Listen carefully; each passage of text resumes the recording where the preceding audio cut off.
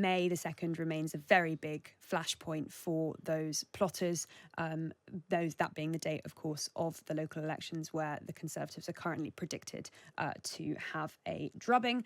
So I think we'll have to watch carefully what they do then. Laura Spirit from Times Red Box is in the studio with me. One of the striking things about Rishi Sunak's conversation with Benjamin Netanyahu last night, as briefed to lobby journalists like you and me by Downing Street, was just how confrontational it was. It was a sort of striking readout. It was the sort of readout of a conversation, a description of a conversation you'd expect between a prime minister and a hostile state, not a prime minister and an ally. But at the same time, there seems to be a limit to what the UK government is willing to say and do in public about this incident, isn't there?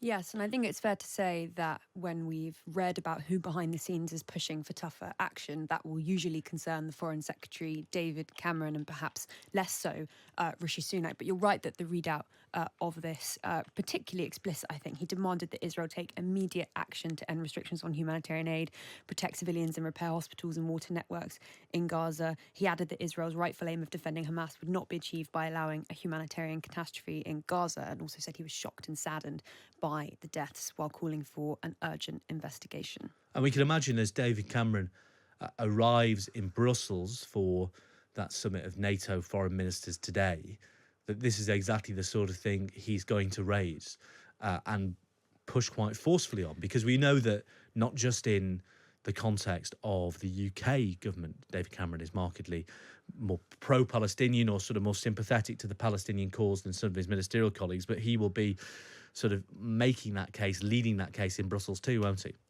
Yes, and I think, notionally, this conference in Brussels is with foreign ministers is focused on Ukraine. There's this potential 5-year package worth around 100 billion to allow Ukraine to defend itself. But there's been reports that Cameron will be lobbying other foreign ministers and representatives on the sideline of this conference. Now, government sources saying that first and foremost, they need to primarily understand what happened. That's the first stage of the UK government's response. But I think, Cameron will be up in front of cameras and will be giving a speech, so it will be impossible for him not to address this. But I think at this stage you can probably expect a call for the precise details as opposed to any particular change in strategy so far. But if the details come out and indeed there are questions raised about whether or not this instance breaks international law, then I think you will immediately hear ramping up of calls for a ban on arms exports to Israel. And that's certainly something that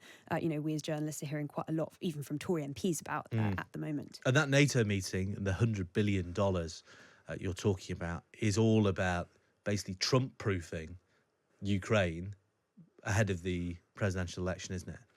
Yeah, so of course, anybody who is witnessing American politics at the moment will be very alive to the fact that President Trump has been standing resolutely in the way of passing a big package of aid to Ukraine, and European leaders certainly extremely concerned with the spectre of the American election approaching in November as to what will happen if America is not able to support Ukraine in the way that it has done previously. So that is a key thing that will be discussed today. And this attack notwithstanding, I'm sure you can be certain that Lord Cameron will be very keen on pressing this point too. Let's return to Westminster. As I was saying earlier, Rishi Sunak being interviewed by The Sun later today, but he faces questions on a number of difficult topics. There's been no let-up on the government's difficulties over recess. It's admitted that it's 40,000 staff short to make its expansion of free childcare work. Small boat arrivals have passed 5,000 at the end of March for the first time ever. That's a 30% increase on the same period last year. Let's talk first about childcare, because this is the row that's been sort of dominating the week. First, Gillian Keegan, the Education Secretary, accused Bridget Phillipson, her Labour shadow, of not wanting to carry on the government's policy of 15 hours free childcare for 2-year-olds, which came into force yesterday. Bridget Phillipson hit back last night and said, no, I absolutely do, but the problem is the government don't have enough providers to make that happen. It merely exists on paper, and the government now appears to have admitted that actually not everybody will be able to access this sort of much vaunted and very expensive for the Treasury policy. Yeah, I mean, £8 billion is not a small sum. And those of us who follow the weeks leading up to a budget will know that, I think, very keenly. But this I think it's important to say this in two stages. So Keegan is saying there are some teething troubles, but that she's confident about allocating these first 150,000 places for 2-year-olds within days. Now, there is a bigger rollout happening in September, when that is going to be extended to all children over 9 months old from those 2-year-olds, and then doubled to 30 hours a week in September of next year. Now, the row with Labour is interesting because Labour are basically saying at this moment it looks pretty undeliverable, and because of that we're not going to be able to promise to expand it. We're going to have a review, but we're crucially not going to be taking something away from people. And I think this plays into what our colleague Chris Mythe has been writing about in an analysis piece in The Times this morning about voters and loss aversion, this idea that the Conservatives are spying an opportunity come the general election to say we're taking away your provision. Actually, Labour quite carefully trying to say that's not what we're saying. We're not going to roll back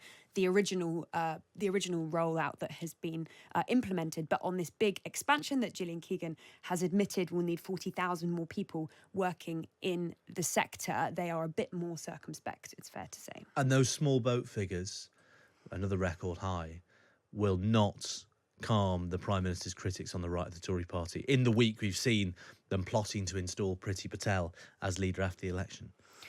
Yes, Priti Patel, the latest. We've, of course, seen Penny Mordaunt, the leader of the Commons, before that. And before that, they had been speaking warmly about Kemi Badenoch, of course, the business and trade secretary. I think fair to say May the 2nd remains a very big flashpoint for those plotters, that being the date, of course, of the local elections where the Conservatives are currently predicted to have a drubbing.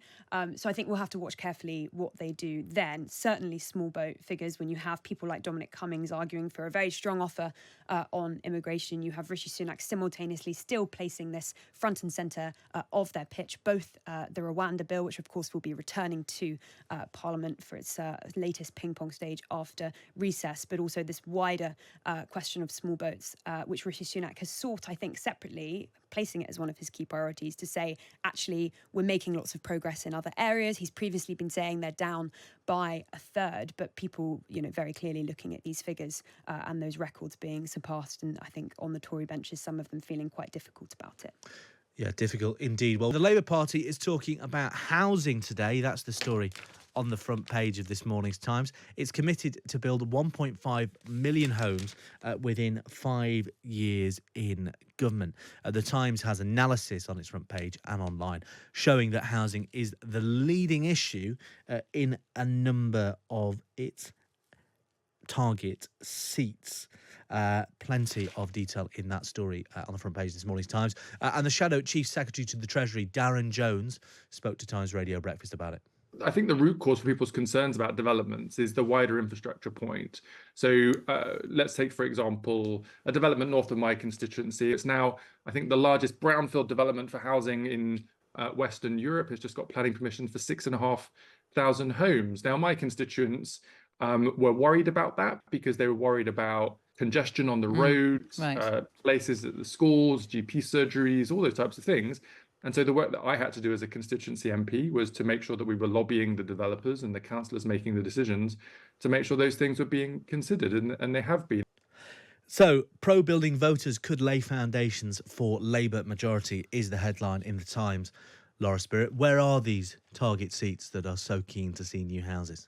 Yeah, so this is analysis showing that housing is the top issue in a quarter of Labour's 100 most winnable constituencies. They are places like Peterborough, for example, like Birmingham Northfield, like Stoke-on-Trent, Bournemouth West, West Bromwich, for example, and housing being shown as consistently a top priority for voters. This analysis is arguing and paving the way as a vote winner. I think, Patrick, you've written about this many times before, that planning will be a key priority come the first few days of a Labour government. When we speak to senior Labour sources, they say, first and foremost, planning reform is not necessarily expensive, that it is certainly being penciled in for the King's speech and something they're keen to do first and foremost, and that they will make a big deal of it in the manifesto. And those of us at Labour Conference heard Starmer talk about it at length, that promise to build 1.5 million homes over the first term of a Labour government. That is no small promise. So I think that will